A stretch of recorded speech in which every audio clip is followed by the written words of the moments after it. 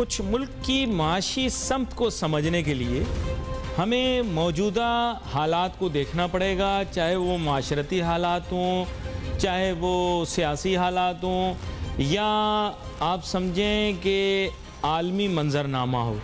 अब इन सब चीज़ों को जब हम स्टडी करेंगे तो हमें पता लगेगा कि हमारे मुल्क का माशी मुस्तकबिल क्या होगा। देखें, इसेंशियल चेंजेस जो वर्ल्ड में आते हैं उनकी वजह से कभी कभार पाकिस्तान को फ़ायदा होता है और कभी कभार पाकिस्तान को चैलेंजेस का सामना करना पड़ता है। अमूमन जब हमारा रीजन डिस्टेबलाइज हो जाता है तो पाकिस्तान को फ़ायदा होता है। बड़ी अजीब सी बात है, लेकिन आपके सामने यही रख रहा हूँ बात कि माशी फ़ायदा पाकिस्तान को तब होता है जब हमारा रीजन डिस्टेबलाइज हो जाता है। ज़ाहिरी बात है, दुनिया का जब मंजरनामा देखते हैं तो आपको समझ में आता है कि ये जो ग्लोबल दुनियावी ताकतें जो हमारे यहाँ हैं, इनकी प्लानिंग भी बड़ी दूरअंदेशी के साथ इन्होंने की होती है। ये आहिस्ता आहिस्ता आहिस्ता आहिस्ता पाकिस्तान को कर्ज़ों के बोझ तले या माशी दबाव डाल के ऐसे एक, जिसे आप कहते हैं, कोने में धकेल देते हैं कि फिर पाकिस्तान भी मजबूर हो जाता है कि जब रीजन डिस्टेबलाइज हो तो वो उन ताकतों के कहने पर चले, उन दुनियावी ताकतों के कहने पर चले, और उसकी अपनी माशी सिचुएशन इस तरह की हो जाती है कि उसको फिर सुननी पड़ती है। आपको पता होगा कि पाकिस्तान ने माजी करीब के अंदर कुछ हरबे, कुछ पैंतरे लगाने की कोशिश की। एक तो हरबा पैंतरा अजीब गरीब किस्म का था कि हमने अपने ही पाँव पे कुल्हाड़ा मार लिया जब हमने मशरिक़ वुस्ता के अंदर ममालिक के साथ बेवजह पंगा ले लिया। यानी सब ठीक चल रहा था, पता नहीं क्यों उन्हें बुरा भला कहना शुरू कर दिया। उसके नतीजे में कुछ ताल्लुकात में खटाई आई हमारी मशरिक़ वुस्ता के ममालिक के साथ, लेकिन तेल तो हम उन्हीं से ख़रीदते हैं। अगर तेल को वो हमें रिलैक्स्ड, जिसे आप कहें, किस्म की मराहत के साथ हमें प्रोवाइड करते हैं तो वी आर फाइन, लेकिन अगर वो ज़रा सा स्क्रू टाइट कर देते हैं तो हम फंस जाते हैं। तो हमें इसको अंडरस्टैंड करना था कि उनके साथ हमें ताल्लुकात बिगाड़ने नहीं चाहिए, लेकिन हमने बिगाड़ने की कोशिश भरपूर की। वो तो अल्लाह का शुक्र है किसी तरह वो चीज़ सैल्वेज हो गई और फिर मशरिक़ वुस्ता के मालिक के साथ हमारे ताल्लुकात बेहतर हो गए। फिर हमने पता नहीं क्या बेवजह अजीब किस्म की कुछ फॉरेन पॉलिसी अपनाने की कोशिश की। हम पता नहीं क्यों अचानक भागते हुए रूस की तरफ चले गए कि हम रूस के पास जाएंगे और उनके साथ नए कुछ ताल्लुकात बनाएंगे, लेकिन वो तो मुंह पे ही आन पड़ी, क्योंकि रशिया का तो हमारे साथ कोई ख़ास ताल्लुक़ भी नहीं, ना कोई माशी राब्ता, ना कोई तिजारत। तो वहाँ पर मैं तो नहीं कहूँगा, लेकिन उल्टा ही पड़ गया वो हमारे ऊपर। उसके साथ कोई ताल्लुकात बनाने का हमें फ़ायदा भी नहीं, और वो अपोजिट ग्रुप का है, क्योंकि हम सिर्फ इंडिया को नहीं टैकल कर रहे। ज़ाहिर बात है, इस वक्त हम तुर्की के साथ भी चल रहे हैं, हम आज़रबाईजान के साथ भी चल रहे हैं, ताजिकिस्तान के साथ भी चल रहे हैं, अफ़गानिस्तान के मामले को भी देख रहे हैं।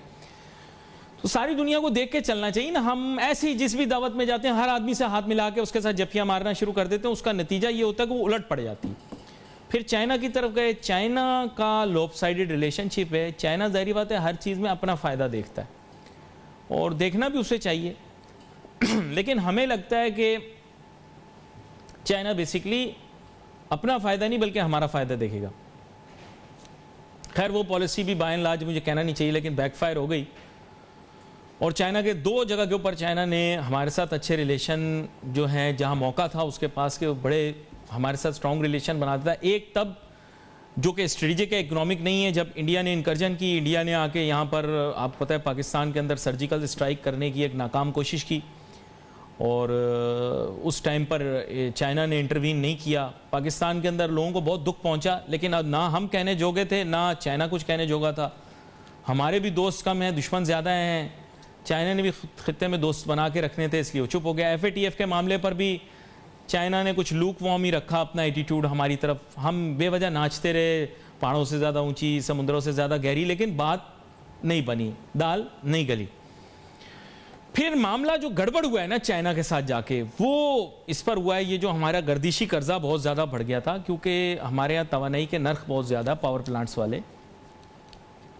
तो गालिबन पाकिस्तान की कोई बहुत ही आम शख्सियत है, नाम लिए बगैर आपको बता रहा हूँ, बहुत आम शख्सियत है, जिन्होंने चाइना को समझाने की कोशिश की कि पाकिस्तान कर्ज़ों के बोझ तले दबा हुआ है। अगर पाकिस्तान के साथ आप अपने तवानाई के नर्ख एक दफ़ा रिवाइज कर लो, कुछ पाकिस्तान के कंधों पर डला बोझ कम हो जाए। तो इस पर थोड़ा सा सोचो विचार कर लो। बड़ा समझाया चाइना वालों को कि देखें आप बात को समझने की कोशिश करें, पाकिस्तान ऐसी पोजीशन में नहीं है कि तवानाई के इतने ज़्यादा नर्ख अदा करें। लेकिन मेरे ख्याल से चाइना ने वहाँ पर भी कुछ ख़ास किस्म का कोई, but I think that was it. उसके बाद फिर पाकिस्तान ने चाइना को कह दिया कि देख भाई, ऐसा नहीं हो सकता कि हम पूरा दिन कहते रहे पहाड़ों से ऊंची, समुद्रों से ज़्यादा गहरी, ये अब इतना नहीं चलेगा। आपको हमारे साथ टर्म्स एंड कंडीशंस हैं, कुछ दोस्ती के भी कुछ दोस्ती के भी कुछ कोई रस्में होती हैं, कुछ एक तरीक़ाकार होता है, एक प्रोटोकॉल होता है। तो ये दोस्ती अब हमें समझ में नहीं आ रही। तो खैर वो ना उनको समझ में आई ना हमें भी समझ आई, कुछ बीच में बात रह गई, फिर वो अपना काम छोड़ के चले गए और हमने भी कहा जाओ फिर जाओ। और मीडिया पर और लोगों के सामने और दुनिया के सामने हमने कहा नहीं नहीं अब अभी भी हम दोस्त हैं, पहाड़ों से ज़्यादा ऊंची, समुद्रों से ज़्यादा गहरी। लेकिन इन रियलिटी ये कि पाकिस्तान के अहम शख्सियात और अहम तबकात ने थोड़ा सा इस बात का बुरा माना कि चीन ने इस मुश्किल वक्त में पाकिस्तान की बात सही से सुनी नहीं। तो खैर एनीवे, ये शिकायत अपनी जगह ये एक तरफ कर दी। अब इशू आ गया नया पाकिस्तान के लिए। देखें हर रोज़ एक नया दिन है। देखें दौर चाहे गारों का हो या जदीद कंप्यूटरों का, जो कमाओगे वही खाओगे। ये रोज़ एक नया दिन है, एक नया, जिसे आप कहते हैं कि नया चैलेंज है। हर रोज़ एक नया दिन है और अब ये भी एक नया दिन है, एक नया चैलेंज है। इसी को आगे लेकर चलना है। नए ताल्लुकात हैं, पाकिस्तान को अपने कर्जे भी मैनेज करने हैं, बैनुल अक़वामी इदारों को भी मैनेज करना है, अपने ताल्लुकात को भी मैनेज करना है। मैंने सिर्फ इकोनॉमिक एस्पेक्ट को टच किया है, वो मेरा मौजू यही है। यहाँ पर एक छोटी सी ब्रेक लेते हैं, ब्रेक के बाद वापस आते हैं और गुफ्तगू जारी रखेंगे।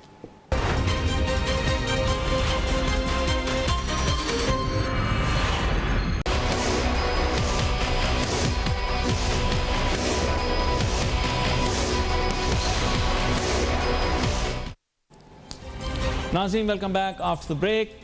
ब्रेक पर जाने से पहले हम ये डिस्कस कर रहे थे कि दुनिया की बदलती सूरत हाल, दुनिया के अंदर बदलते हुए तिजारती सनती मामलात, पाकिस्तान की माशी सिफारतकारी और choice of the right partner, ये बड़ा ही अहम है।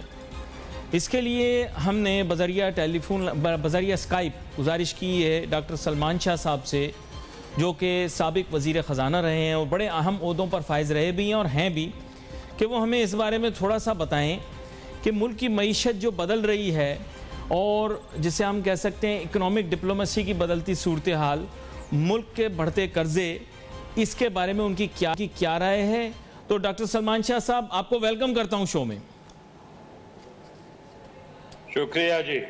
डॉक्टर सलमान शाह साहब, अब बात कुछ ऐसी है कि आप भी इस चीज़ से वाकिफ़ हैं कि अमरीकी सिफारतकार पाकिस्तान तशरीफ़ ला रहे हैं और मतलब ये कि जो वफ़द आ गया है या जिसके बारे में बहुत ज़्यादा क़यासाराई की जा रही है, वो अपने ज़ाहिरी बात है एक विश लिस्ट तो लाएंगे, वो स्ट्रेटेजिक नौयत की होगी।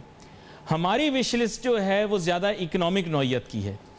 हमारा एम ये किसी तरह हम अज्यूम कर सकते हैं as citizens of this country कि हमारा एम ये होगा कि IMF की शराइत थोड़ी नरम हो जाएं, वर्ल्ड बैंक हमारे तरक्याती मंसूबों के लिए पैसे देना शुरू कर दे, FATF की तलवार हमारे सर पर से हट जाए और बिलखुसूस हमारे जो वेस्टर्न एलाइज हैं या ऐसे ममालिक हैं जो कि उनके सिंपथाइजर्स हैं, वो हमारे साथ कोऑपरेशन करें और जो CPEC के स्लो डाउन की वजह से मईशत पे दबाव पड़ रहा है उसको किसी तरह कॉम्पनसेट करें।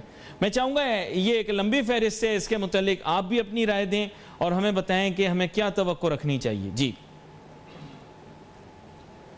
देखें अली, पहले तो हमें पूरा फ्रेमवर्क देखना चाहिए कि इक्तिसादी निज़ाम हर मुल्क का होता है और उसमें पाकिस्तान कोई एक्सेप्शन नहीं होगी।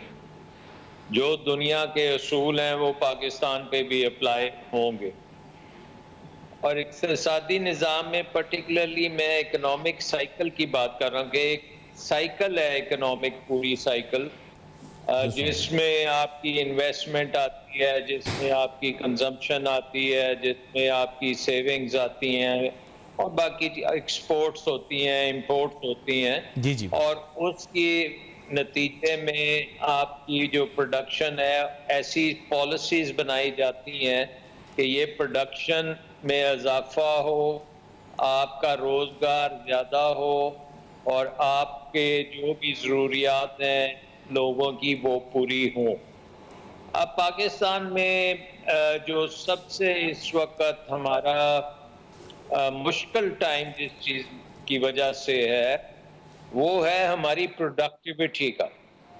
यानी कि हम है तो बहुत बड़ा मुल्क है, 220 मिलियन की पॉपुलेशन है, नौजवान पॉपुलेशन है और वर्किंग एज पॉपुलेशन दुनिया की 5वीं सबसे बड़ी है, लेकिन वो हम प्रोडक्शन नहीं ले पा रहे। जिस तरह से आलमी मंडियों में हमारा माल जाना चाहिए, हमारी डोमेस्टिक मार्केट में एक्सपेंशन होनी चाहिए, और ये ज़रा सा हम भागना शुरू करते हैं और तो एकदम हमारा जो ब्लड प्रेशर ऊपर जाना शुरू हो जाता है कि तजारती खसारा आ जाता है, बीच में रास्ते में करंट अकाउंट डेफिसिट आ जाता है, तो वो हमें डॉक्टर कहता है ज़रा आहिस्ता हो जाओ, नहीं तो ये ना हो कि तुम बिल्कुल ही बैठ जाओ फिर दोबारा से।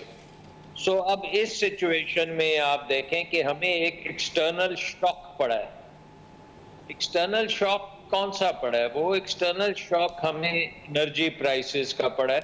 नंबर 1 सबसे बड़ी बात कि दुनिया में जो एनर्जी प्राइस थी वो तकरीबन $40 फी बैरल से $80 फी बैरल हो गई है, और हमारा अलमिया ये है कि ये सारी चीज़ इम्पोर्टेड है, और ना सिर्फ ये सारी चीज़ इम्पोर्टेड है, हमारी बिजली भी इम्पोर्टेड है, हमारी गैस भी इम्पोर्टेड है।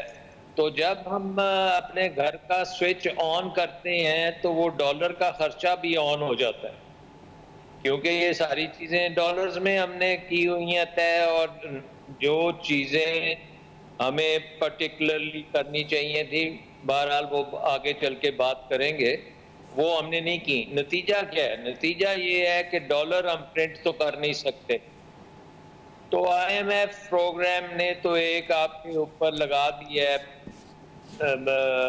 रिस्ट्रिक्शन इन अ वे कि भाई आप डॉलर को मार्केट के मुताबिक चलने देंगे। अगर डॉलर की डिमांड ज़्यादा है तो उसकी कीमत ज़्यादा होगी, अगर उसकी सप्लाई ज़्यादा है तो उसकी कीमत नीचे होगी। अच्छा डॉक्टर तो सलमान पहला शाह तो साहब, ये असूल है। आपको एक लुकमा देना चाहता हूं मैं इसी गुफ्तगू के अंदर, वो ये है कि just like young girl is looking for suitors, Pakistan too is looking afresh now at the global scenario, and we are also looking for a suitor. हम ज़ाहिरी बात है US को भी अपना एक सूटर समझ रहे हैं, हम रशिया को भी, चाइना को भी, but in the end minds on Pakistan side and minds in the West have all agreed upon that our relations are more suited to the West, the US, the UK and their allies rather than China and Russia, and we will have to return back to where we were in the 80s. So what do you say about that? Will this work, and what would be the economic benefits if we start afresh with the US with a good relationship right now, afresh? जी देखिए, I think तमाम relationships की अपनी geo strategic importance होती है। America की हमारे साथ तल्लुकात जो हैं वो हम जितना मर्जी कोशिश कर लें, वो अमेरिकन इंटरेस्ट होंगे तो वो हमारे से बहुत अच्छे होंगे, अगर नहीं होंगे तो मतलब हमें उन्होंने खैरात नहीं देनी, ये तो आप आउट ऑफ द क्वेश्चन कर दें।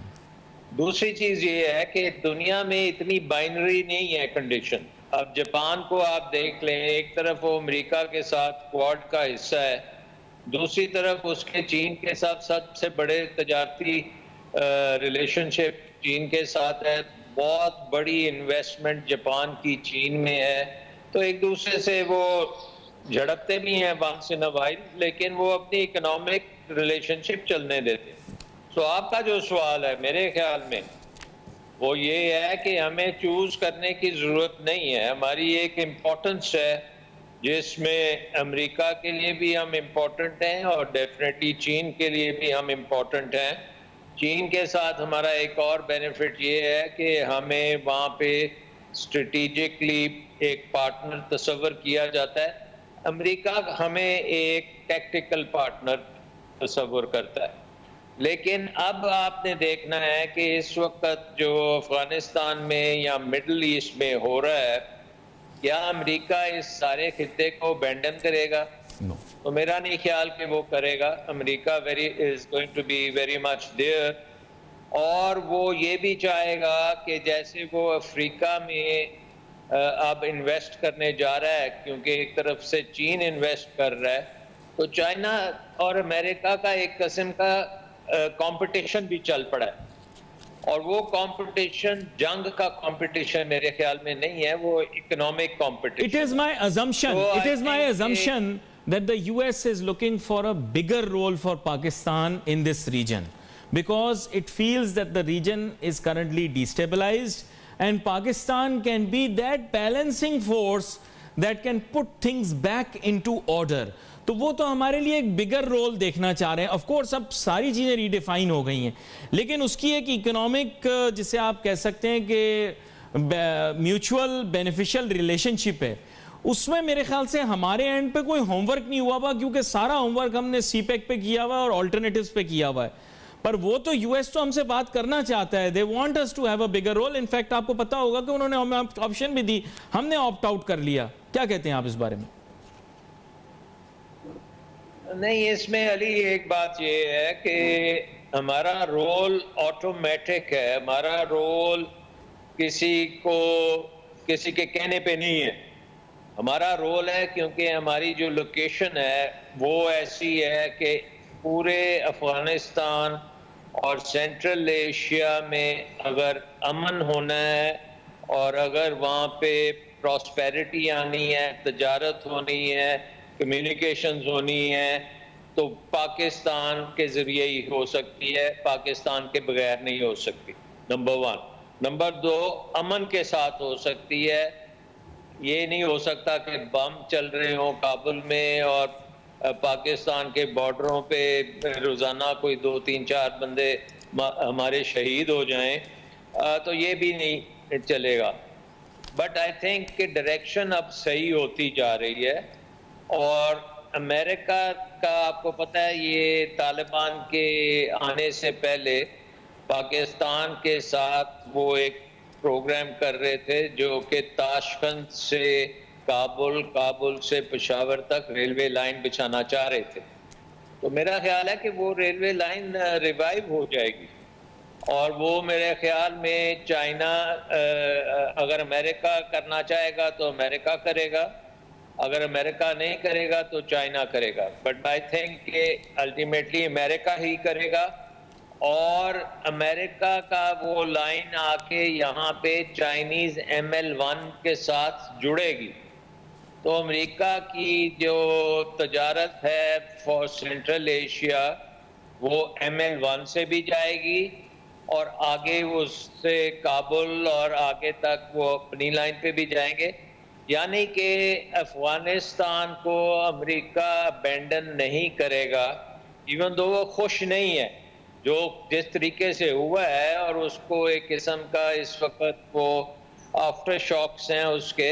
लेकिन अमेरिकन लोग जो हैं वो बड़ी थिंकिंग करते हैं, बड़ी रिसर्च करते हैं, उनके थिंक टैंक्स हैं।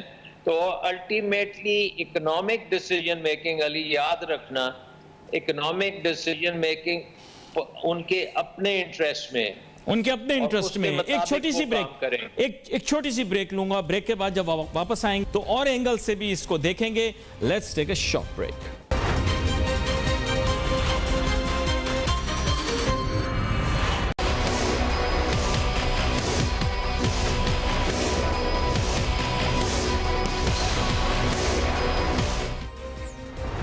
नाज़रीन, वेलकम बैक। हमारी गुफ्तगू जारी है। ज़ाहिर बात है जिस सतह के ऊपर गुफ्तगू हो रही है, बैनुल-अक़वामी सतह के ऊपर प्रोग्राम देखा भी जा रहा होगा, और सिफारत खाने और सिफारतकार प्रोग्राम को देख रहे होंगे, क्योंकि डॉक्टर सलमान शाह साहब जो कि साबिक वफाकी वज़ीर ख़जाना रहे हैं, ये एक बड़ी आई ओपनिंग और बड़े ब्रॉड पर्सपेक्टिव के साथ गुफ्तगू कर रहे हैं। डॉक्टर सलमान शाह साहब, अब बात कुछ ऐसी है कि जैसे आपने कहा कि we shouldn't be making enemies, we should be making friends and getting together with other countries, क्योंकि सबके मुफाद जो हैं वो इस वक्त तो पाकिस्तान के साथ बना के रखने में और पाकिस्तान का मुफाद भी दूसरों के साथ बना के चलने में।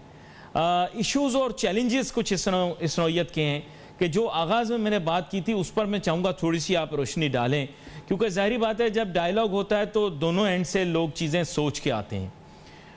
उनके तो ज़्यादा रीजनल सिक्योरिटी से रिलेटेड रिजर्वेशंस होंगे जो अमेरिका से वफ्द आया है या आएगा, लेकिन यह कि पाकिस्तान के उस एंड पर ज़ाहिर बात है हमने भी एक पर्चा बना रखा होगा कि हमें किन किन चीज़ों की ज़रूरत है। आपको पता है कि माजी में हमारे दिफाई अखराजात को अमेरिका शेयर किया करता था और किसी तरह हमें कंपनसेट किया करता था जो हम उनके इत्तेहाद का हिस्सा थे। अब वो ज़ाहिरी बात है वो इत्तेहाद तो शायद अपनी जगह कायम हो, लेकिन उनकी अपनी प्रेजेंस ख़त्म हो गई, तो वो अखराजात हम ज़ाहिरी बात है चाहेंगे कि कुछ मुस्तकबिल में भी जारी रहें ताकि रीजनल सिक्योरिटी के अंदर हम अपना किरदार अदा कर सकें।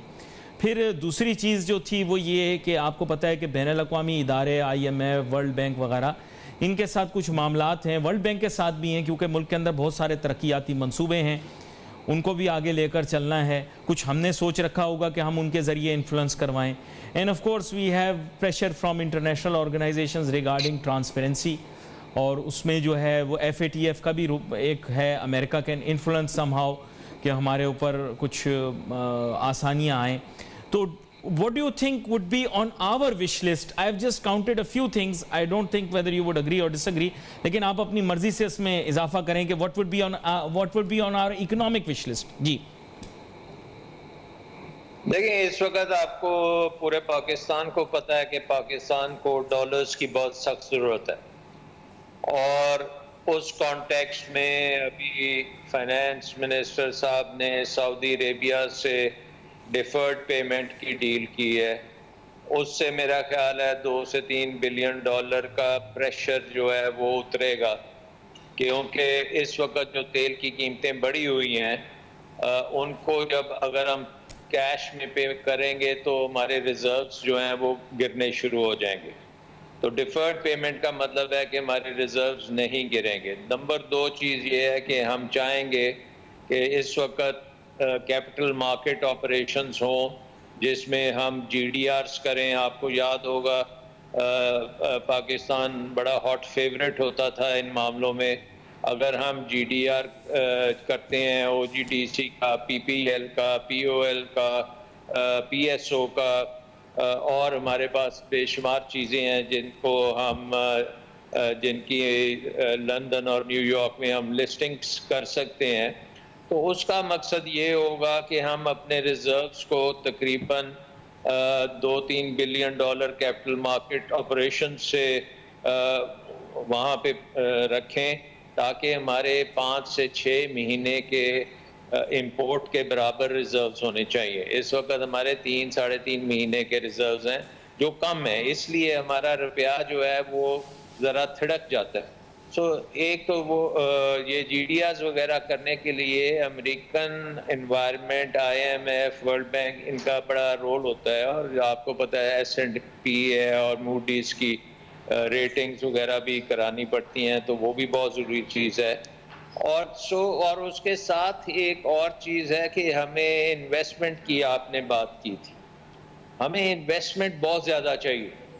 अगर हमने इस कुएं से निकलना है तो हमें प्रोडक्शन को एक्सपेंड करना है, और उस एक्सपेंशन की जो फाइनेंसिंग है हमें वो फॉरेन इन्वेस्टमेंट लेके आनी है, ताकि हमारे रिजर्व्स पे ना उसका प्रेशर पड़े और वो हमारी एक्सपेंशन भी हो और डॉलर्स की उस तरह से कंजम्पशन भी ना हो।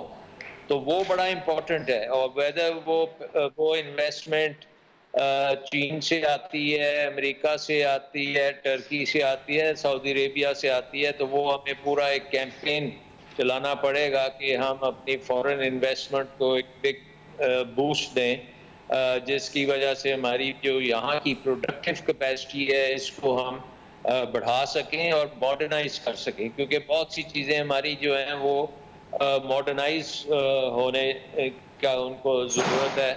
और जैसे आप देख रहे हैं कि फैसलाबाद में इन्वेस्टमेंट हुई है, लेकिन उससे भी बहुत ज़्यादा हमें इन्वेस्टमेंट चाहिए। हमें टेक्नोलॉजी में इन्वेस्टमेंट चाहिए, हमें नॉलेज इकोनॉमी में चाहिए, आर्टिफिशियल इंटेलिजेंस में चाहिए, मोबाइल फ़ोन्स में चाहिए। सो ये सारी चीज़ें अब फॉरेन इन्वेस्टमेंट होगी तो हो सकेंगी, अदरवाइज हमारा जो ट्रेड डेफिसिट है वो उसको हम फाइनेंस नहीं कर पाएंगे। सो ये एक तो ये सारे ये मैं आपको इसलिए बता रहा हूँ कि इसका मतलब ये है कि हमारी इन्वायरमेंट में अमेरिका का जो निज़ाम है, IMF, world bank, international rating agencies वगैरह, उनके साथ हमारा बड़ा एक पॉजिटिव रिलेशनशिप चाहिए। चीन की कंपनीज को हमें बहुत कंफर्ट देना चाहिए ताकि वो यहाँ आके बिजनेस खोलें या टेक्नोलॉजी भी लाएं, इन्वेस्टमेंट भी लाएं और यहाँ से फिर एक्सपोर्ट्स करें।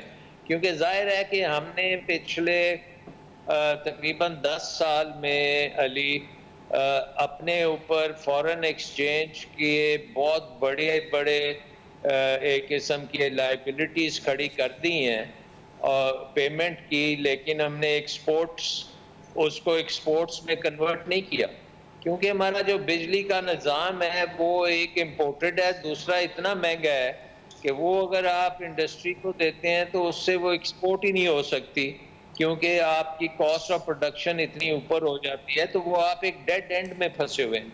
सो एनर्जी सेक्टर को भी आपको बहुत तेजी से अब रिफॉर्म करना पड़ेगा कि ये इम्पोर्टेड एनर्जी से निकले और सोलर की तरफ जाए, रिन्यूएबल्स की तरफ जाए, ताकि हमारा इंपोर्ट बिल देखें। अगर आपने ये डॉलर्स के ऊपर डायरेक्ट अटैक करना है कि सप्लाई ज़्यादा हो, डिमांड इसकी कम हो, डिमांड इन द सेंस कि आप इंपोर्ट सब्स्टिट्यूशन करें, तो ये चीज़ें आप करने की हैं। इस वक्त हमें हाथ पे हाथ रख के बैठने का ये वक्त नहीं है।